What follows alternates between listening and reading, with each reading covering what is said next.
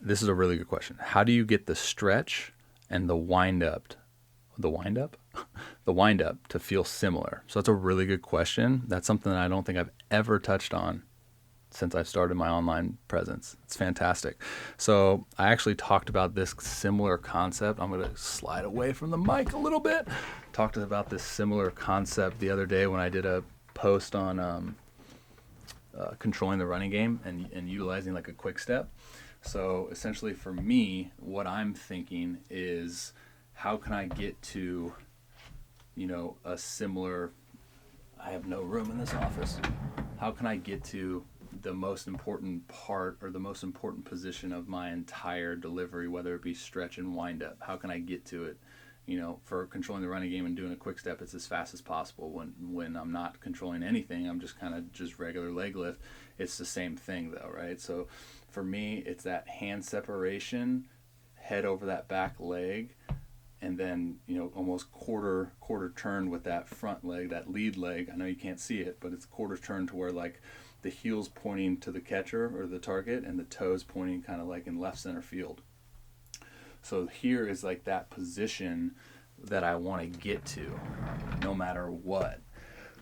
So whether it be the stretch, whether it be a slide step, whether it be a quick pitch, whether it be, in the wind up, it doesn't matter. I'm always going to get to that similar position. Now, if I'm not in that position during one of those throw variations, then I know something can go drastically wrong, right? Either I'm way too sped up, which happens a lot when guys are controlling the running game and they're in the stretch, or I'm too slow with my tempo, and it's not matching the same tempo that I'm used to, as far as the rhythm of the hands, how they match that little leg pump if you have one. I know I'm a guy that kind of I incorporate that little pendulum swing for a little bit of rhythm at hand separation. So my advice to you, and I encourage you to kind of develop something in your throwing pattern. It could be even in your flat grounds or just catch play that you can always kind of get to,